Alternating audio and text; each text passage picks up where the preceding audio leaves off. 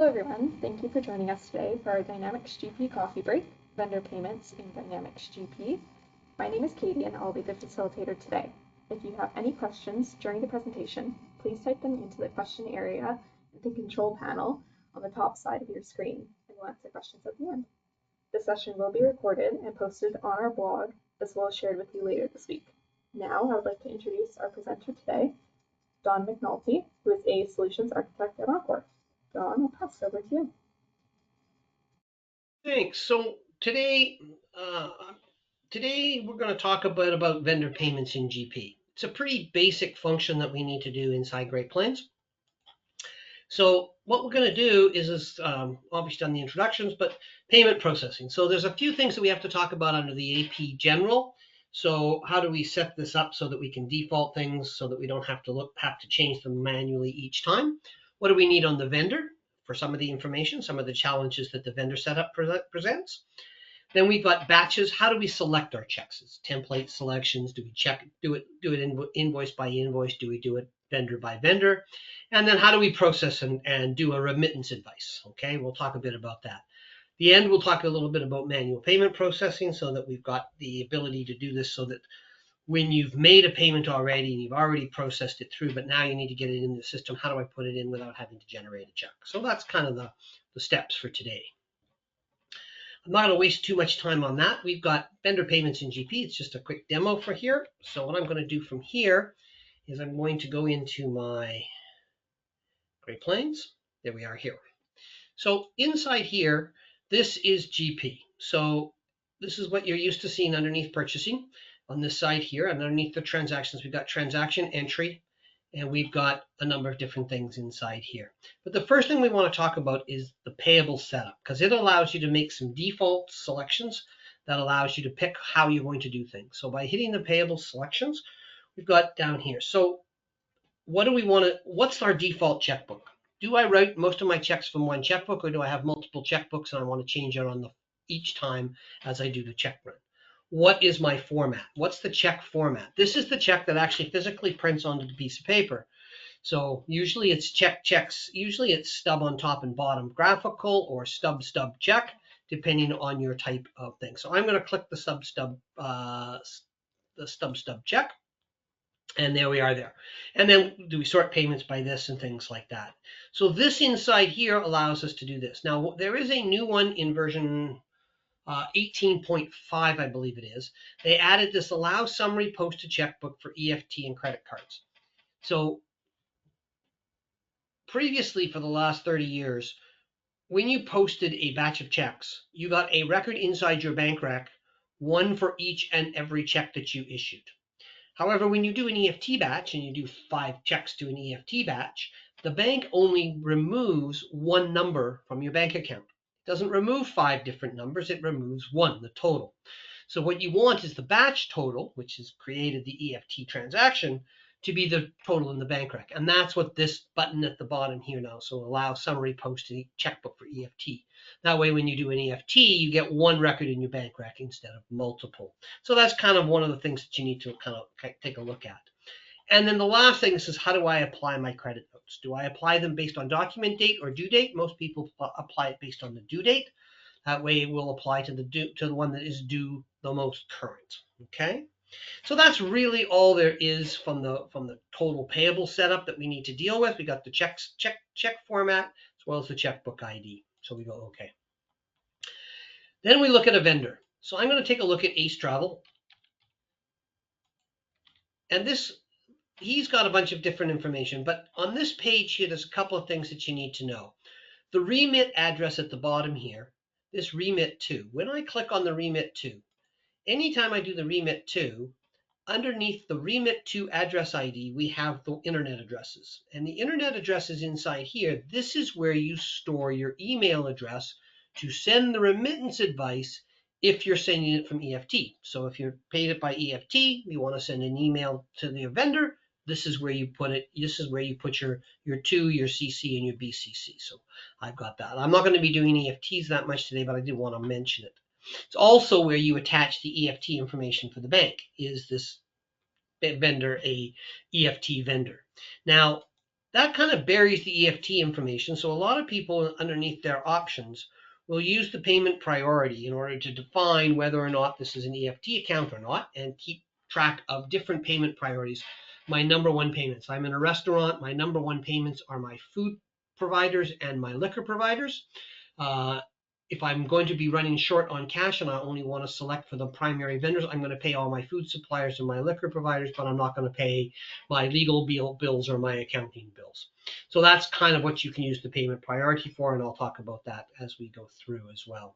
You can also specify that this particular vendor is going to default to try to be paid from a specific checkbook. Most people do not do this, but you can actually add it right here. Okay. So that is your that is the setup. Now, other things on the challenges. The biggest challenge on this is that there's no indication here as to how you're going to pay how you want to pay the vendor. So ordinarily, as I said earlier, we can use the payment priority, and we can use a number of different other things. These grace periods also determine when a discount is going to be taken as well. So some of the pieces inside here will allow you when you select checks automatically. Okay. So now let's go ahead and let's do some payment processing. So right now I'm going to bring up an Excel document here that lists off all of the outstanding transactions that I have for my system right now.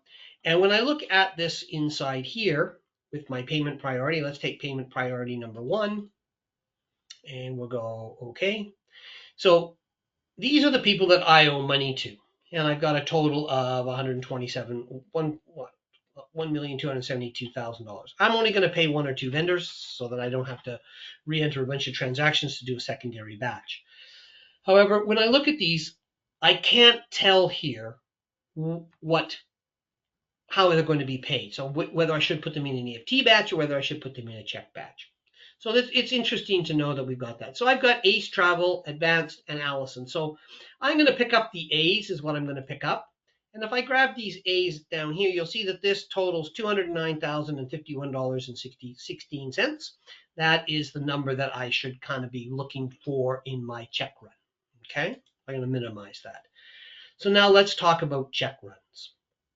So when we do the payment batches, so we've got to build a payment batch, we've got edit a payment batch, we've got edit the vendor payment, print the payments, post the payments, process, and generate the EFT file. This list you basically follow from top to bottom. So we're going to start with build a payment batch. Now building a payment batch allows me, I can create a batch, and I'll just call this test, like so. Oops, clear. Let's go test 24. I want to add the batch. Now, when I add the batch, I have to specify how I'm going to pay it. Am I going to write a check? Am I going to do it by EFT, or am I going to do it through credit card? So I'm going to do a check so we can see the checks and go like this, but the process is exactly the same. The only difference between check and EFT is that if you have not filled in the EFT information on the vendor card underneath the remit address, you cannot select them for EFT. They will come back and say, I'm sorry, this is not set up yet. You cannot select this vendor to be added to this batch. On the check side, everybody can be selected for a check because you can always write a check to somebody who is expecting an EFT. There's nothing to stop you from writing a check at any time. You give it a posting date, you give it a check date. Okay, you give it a checkbook, that's where we defaulted the check, and we give it a currency. If you're using multi-currency, this will default to the checkbook's currency in there, and that will match up perfectly. And if you are using multi-currency, when you pick a foreign currency, it will select only the foreign currency transactions that match that currency. Okay, you cannot pay a US. If I am in Canada, I cannot pay a US vendor using anything besides Canadian dollars or US dollars. I can only pay, but I can pay any currency in Canadian dollars, but I can only pay the originating currency in either the originating currency or the functional. So if I've got a British sterling or a pound sterling bank and I wish to pay a US vendor, I have to do 2 transactions. GP does not allow you to take a US sterling check and pay it to a US customer to pay off a US invoice. Okay, just so that you know. Very few people do that, but it is a possibility. So I'm going to hit save on this. And we're going to come back to here. So when I come back to here, it goes, okay, what is the payment option? So I can create payment options. I don't have any set up, so I'm going to set one up. And I'm going to go A vendors. And what I'm going to do here is do I want to add this default ID? Yes. All right, and vendors, A vendors. And go save. Okay. So from here, I'm going to look up my vendors, and I'm going to go Ace Travel, and I'm going to pick up the last of the A's, which is auto finance. There it is there, and I'm going to insert. So I'm only going to pick up the A vendors. At this point here, I'm going to pick the functional currency only because I'm only going to pick up US dollars in this particular case. I'm going to automatically apply any outstanding payments, credit notes, or returns based on my due date, which is what I set up in my setup. And I'm going to take non-qualifying discounts. I can take discounts that are out of the state range, but in this case, I'm going to leave it as it is right now. So all I have to do here is hit the build batch. And do I want to save? Yes, I want to save it. And now it will go through and it will build the batch. There's $206,474.36. The reason it didn't balance was there's probably something on another check run. So there it is there. So I have now built the batch test 24. It's now ready to print. So I can either come directly down to here and edit, so I can edit the batch. So what these three buttons down here do are the same as hitting the edit payment batch, edit vendor payment, and print payments is there. So I'm going to bypass the print. So I could just hit the print payments and we'd be done, but I want to show how we can change things. So I'm going to edit the payment batch. So when I click on edit the payment batch, it opens up the batch. And you'll notice that all the A's have been selected. When I click on Ace Travel, you'll see that the top two are not being selected here. Okay, and the reason they're not being selected is they're probably on that other check batch that I just ran into called test, which I was using this morning to make sure this was working. So there it is there. I can now say, well, I really don't want to pay him for these two invoices. So I can just uncheck them and I can take them off the list. And now my list has come down to 203,000. I can look at this one here and go, oh, attract. I don't want to pay this vendor. I can uncheck the vendor and drop the vendor down. So now I've got 117,000. So I can go into somebody else like Beaumont and say, I'm going to pay him the $2,000. And I just check here. So I can go through here and I can select my vendors and I can select pieces. Now, a couple of things on this thing over here is that over here we've got voucher number, document number, due date, amount remaining, and amount paid. This is not the default. Okay, the default looks like this. This is what it comes out of the box. The problem is that if you're like me, you don't have any idea what voucher number any transaction is in. So therefore, you want to know the document number. So you need to go into here and add this. This is a user by user column spec. So you do it once and then you don't have to do it again. It'll be there until you change it. And now it puts the document number on there. And you can add additional information if you want any of this other information as well.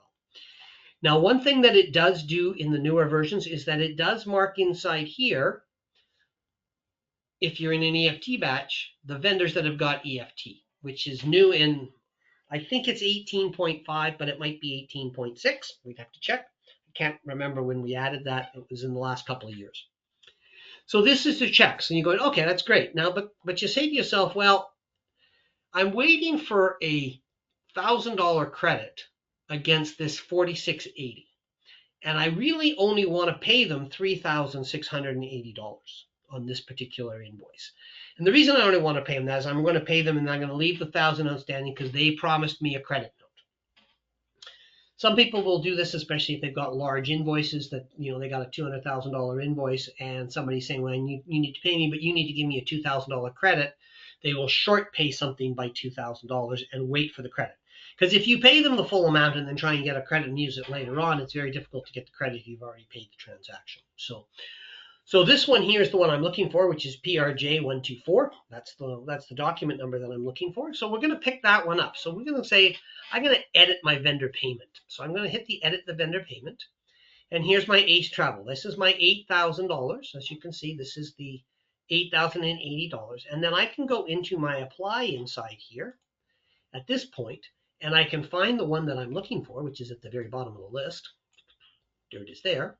And there's $3,680. And this is the apply amount. So I can put down 3,680, like so. And it automatically puts the $1,000 in the remaining. Okay?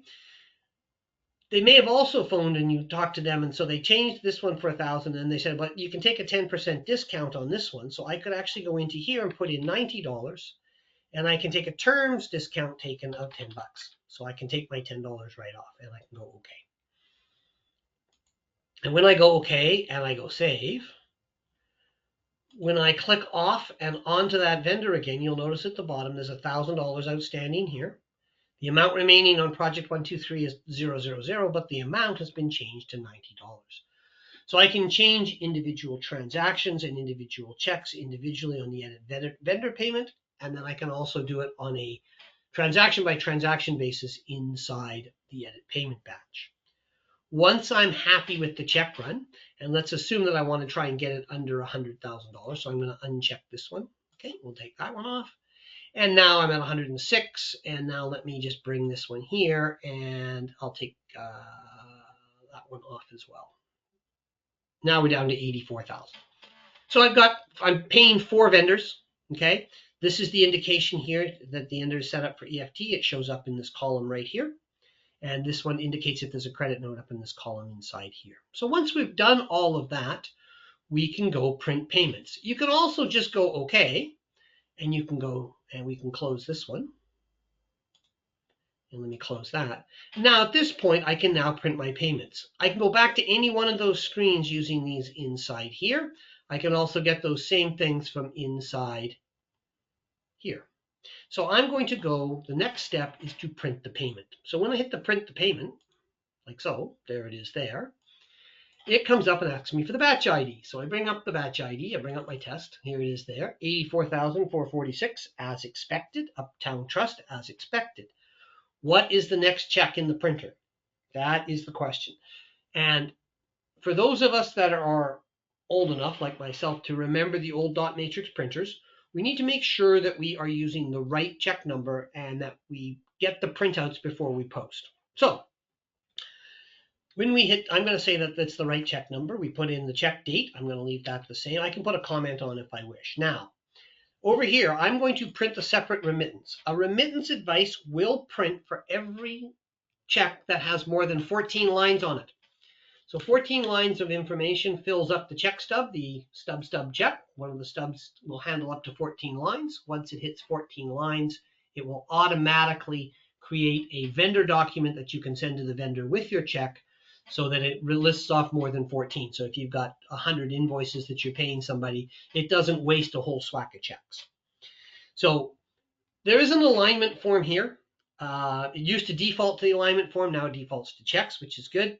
The alignment form was used when we used to have dot matrix printers where we had to line up the actual head of the printer in the right spot on the pre-printed form. We don't do that anymore because almost everybody uses a laser jet. So I'm going to just print this right now, and I'm going to hit the print button, and I'm going to print this to the screen. Checks with 2 stubs on top. We go okay. And this is just the default one out of the box. There it is there. Now it automatically comes up with a post box. This is where you wait. This is where you walk over to the printer and you pick up your checks. Did you put enough checks in for this? Did they all print properly? Did any of them print on blank paper? Did any of them not print? So you get the printout, you get the first and the last check, we're good. It goes stub, and then the check, and then the next page will be stub, check. So this is what prints onto the pre-printed form. Once we have the checks in our hands, and not before, we want to hit the post payments. If you need to do something in between printing and posting, you can always process later. So your choices on this screen are limited. So the only thing you've really got a choice of is you can reprint the stub alignment so that you can reprint the checks, you can reprint the payments, and you can void them, or you can post them. Those are the 3 options. If you hit the reprint here, it asks you what check number do you want to start at. So if you put in 15 checks into the printer and you should have put 18 checks into the printer, then 18 pieces of paper would have come out, 3 on blank paper. You would have said, I need to reprint the last 3 onto check stock. So I can reprint those, and you would then select what check number was the first one that was bad, and then what it is to, and what is the starting payment number. In other words, what is the check number going to be? Is it a new check number, because it all printed on one black line like it used to in the dot matrix? Or did it just go on blank paper, in which case I want to reuse the same check number? I'm not going to do that, but this is how you do it. From here, you go from, and when I do a lookup, there's the 4 checks that I'm printing. You can say I want to reprint number 61 onto check number 61 and put the number 61 check into the printer so that it prints properly. Okay.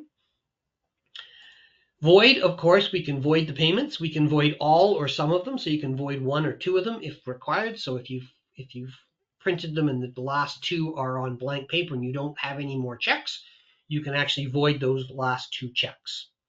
What I'm going to do, though, is I'm going to hit the post payment. The post payment is going to generate the remittance advice if required. So what I'm going to do is I'm going to close this because I've already got that. So I'm going to hit process. And when I process this, it comes through and goes, okay, I need to print a remittance form. This will come up automatically if you have more than 14 on a check stub, or if you click that box that says separate remittance. I clicked the box so that I could show you this screen. So inside here, I can print the remittance form. And I can also send that document in email if necessary. So if the email addresses are set up inside the remittance address ID in the vendor, you can send this by email. So you can tell them, this is what I'm about to pay you, and you're going to get a check for this amount. And then you can send an email for that. I'm going to hit the print document, and I'm going to hit process. And again, I'm going to put it on the screen so we can take a look at it. Now, this particular one runs in Microsoft Word because I've got it going to the template so I can send it out by email if necessary. It can also be a standard form as well. Come on, there it is. Okay, so there it is there. So what we've got inside here is we've got this is the name of our firm, and then we've got the vendor information as well as all the document information and a nice little check stub from there. And it gives you a total and gives you the list. If there was more than a page, it would keep going and go page after page after page. So if you had 500 of these and you got 60 on a page, you get 9 pages of remittance advice. Not a problem. So it would just print these out for you. And that's the remittance advice. This can, as you saw, could be emailed. It would look like this in the email. It would be attached as a PDF. So then I'm going to hit the post and process it. And when I process it, it processes through the 50, 25, 75, 100, which is the 4 checks. And now it has, and I'm going to cancel my analytical accounting piece, and it will automatically post this all the way through to the general ledger, depending on your settings in posting. All right, so that's how you do a check run and a complete check run from start to finish. The generate the EFT would show up here is we would pick up that same checkbook ID, and that checkbook's not set up. I think the RBC is, though. Yeah. The batches would show up inside here, and you would be able to select which batches you wish to include in the EFT upload to the bank, and it would generate the file from here. You generate the file here, and so that you can send it up to the bank. That's how you finish off an EFT. It's a one extra step because you need to generate the file that you upload into your bank, depending on which bank it is. Okay. The last piece that I said I would cover, and I am running out of time, I realize, is manual payments. So there is a section in here called manual payments. And manual payments allow you to enter information against a transaction. So I'm going to take Allison, and then I can go into the apply, and I can pick up my invoice. From here, only the remaining balance can be applied. I don't have any amount remaining because it's outstanding. But you can select your different invoices that you need to pay, and you can put in an amount here of $100, for instance, like so, and then we can leave it on account. So we can leave it unapplied, and it would then leave it on account. The idea here is that everything needs to be paid that way, and we can move forward from there. So let me go delete, and let me go Ace Travel, because I did take some off of Ace Travel, so I know I've got some outstanding. And I'm going to put in I can put in the amount of the check for $1,000, and I can hit apply and say, okay, I want to apply it to Now all of these are all zero because I did apply them all. So I did forgot. I don't know which one I took it off of, but I paid them all off. So everything's been paid because of the check. But the idea here is that I can apply it in multiple places. I can put it on account. A lot of people will just do a regular check, print it to the screen with all the information, and that way it keeps it as a computer check. Personally, I like that method better, but that's up to you as to how you want to do it. The problem is if the check numbers are not in sequence, it's very difficult to do. You got to do a different batch for each one. So, all right, that covers everything that I wanted to. Let's go delete. And if I go into electronic 001, that would be the one that I could use.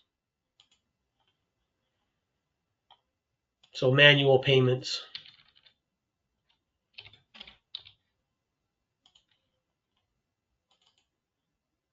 Put in the $1,000, $100, and then pick up your document type, payment or return. So we can then pick that up. So that will then pick up your amounts. Okay. Okay. Are there any questions?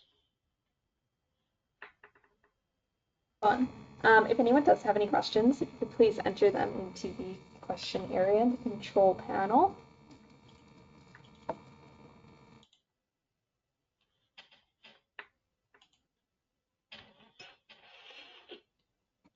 Dawn, the first one I have here is, how is credit card payment method used?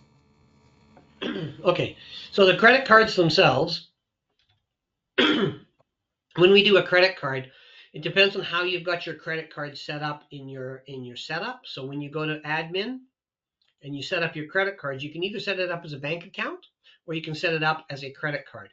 So when I click on my setup and I go down to my company and I click on credit cards and I look at my credit card, let me grab my retail credit card here. You'll see that it's a bank card, so it's attached to a checkbook. But when I pay with it, it goes to a vendor. So what that will do is that will then, you do it like a regular payment, put everything through, you put everything onto that credit card. And then what it does is it automatically puts every one of those transactions as a new transaction against this vendor, so that you can then write another check against that vendor to pay the credit card. That's option number one. Option number two is that you could call it a, let's see if I've got one. You could call it a check card, in which case you would put it to a checkbook. So if I go save and I call this RBC Visa and I want to deal with it like a checkbook, I can say it's used by the company, but it's this, and I'm going to attach it to my RBC account. And now what would happen is it would push all this information directly into the RBC checkbook. A lot of people will run their credit cards as bank books. So in other words, as a check, we put them in as a checkbook, and that way we can easily do a reconciliation using the bank rec facility to make sure that all of the transactions that are on the credit card have been entered correctly. We can check them all off, and if it goes to zero, we wipe them all out each month, and it works great. It's a nice check and balance. And then when we do a payment to a credit card, instead of doing a check to the credit card, most of us are transferring money from account number one to account number two. You just do a bank transfer from the operating account to the Visa account. Okay? Thanks, Dawn. We do have some more questions left, but unfortunately we are at time for today. So if anyone has questions that we haven't answered yet, we will get back to you by email later today. This session will also be sent out by email later this week, so if there are any additional questions, you can ask and we can get back to you then. I am going to add a link in the chat if you'd like to check out our previous webinars or register for any upcoming events. I'll also add a link where you can set your email preferences and opt in or out of our emails so that you can stay in the know about upcoming events and see our latest blog articles. All right. Thank you, Dawn, for the information today, and thank you everyone for joining us. Have a great rest of your day.